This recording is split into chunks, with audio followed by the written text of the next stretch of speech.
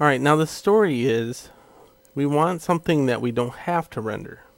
Why? Well, it's really good protocol to do that. We don't want to render. We want it to look good no matter what. Under the worst circumstances, we want it to look good. So I'm going to teach you the ways of that. First off, I'm going to clone all these textures. I'm going to clone the color, the displacement, the normal map, and then we're going to go into another program. So I can export each one of these, and I already exported my OCC.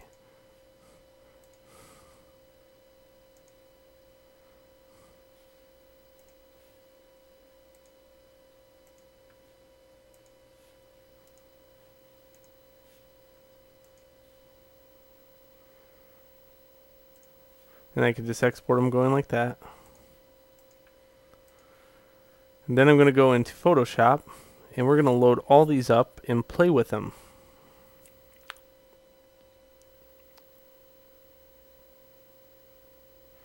There's a lot of ways to do this.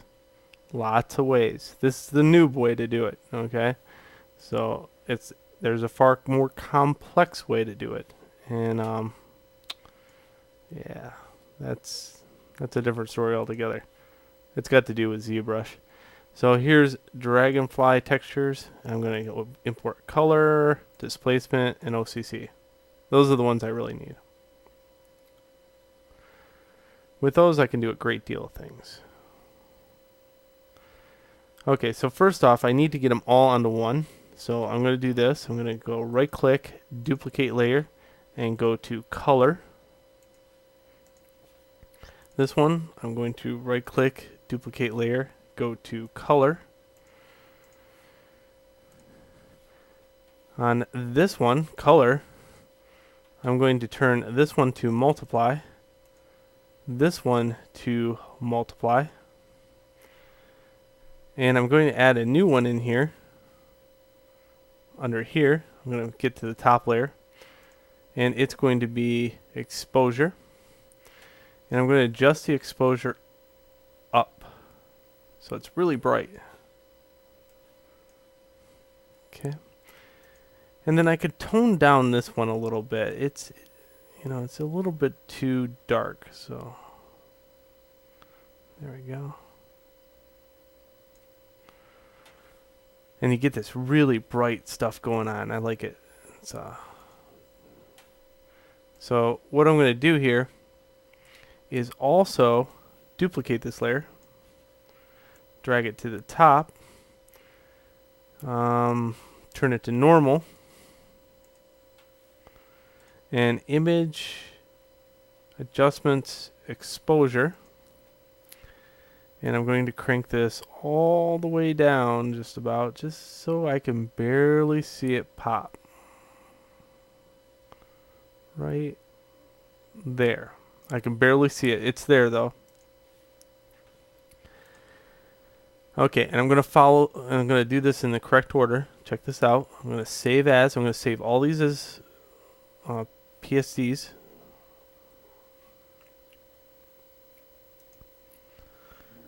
And I work with PSDs until the very end. This one,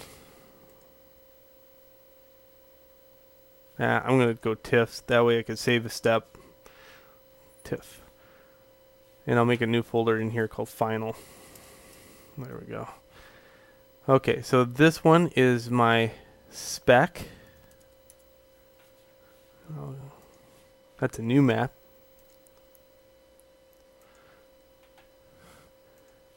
And this one is my color.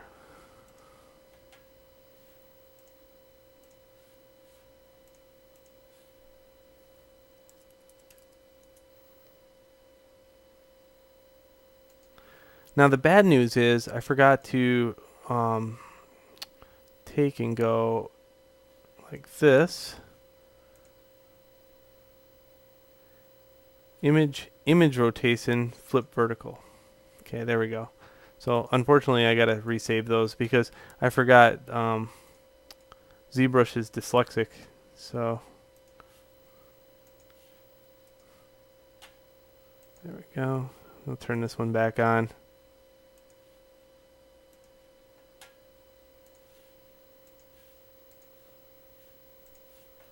Okay, so now I got a lot of textures all over the place. All over the place. And what I want to do is repair that idea and put them all in one folder. So I'm going to save these other ones there too. And this one's displacement.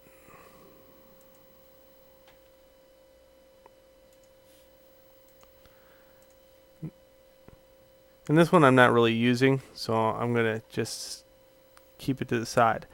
Now pay close attention to what I'm about to do. I'm about to play switcheroo.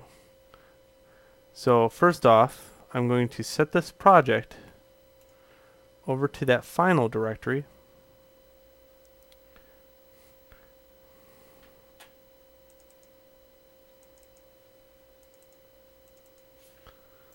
Okay. And then I'm going to grab this dragonfly's material. And for the color, I'm going to hit this button and choose color. Everything's going to get a lot brighter, more vivid, better looking.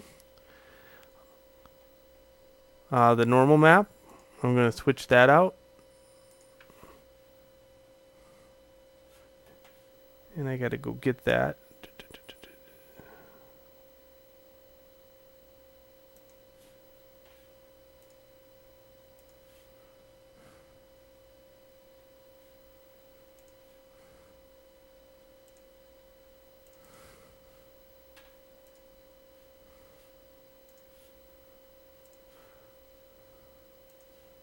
And this is what it's like being a texture artist. Trust me, this is nothing. Absolutely nothing. This is just the tip of the iceberg. Now, if you can imagine a scene with all kinds of creatures and trees and assets within a scene, and then you have to juggle each of its normal, spectral, displacement, and various other maps, then you might start getting the idea how hard some of this stuff can be. There's one more map that I have to trade out, but I can only get it to it by hypershade. And under textures, I'm going to have a lot of maps here. So what I'm going to do is optimize the scene size. And that's going to get rid of a lot of them and get me only the ones that are apparent or important. That's the best trick in the book. And each one of these can be reloaded by clicking on them. This displacement one is the one I'm looking for, so I'm going to reload it, and that one's displacement here.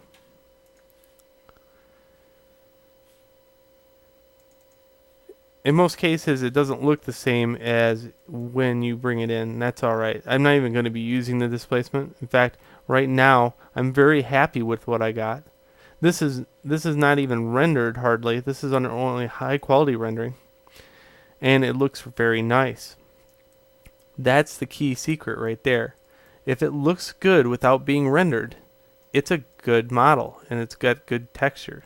But anytime you have to falsify it by using some fancy setting, that's when it starts getting to the point where you're just tweaking settings and you don't have a really good model, you just have fancy ways of rendering it. Okay, now that we got that done, let me show you what spec is in the next video.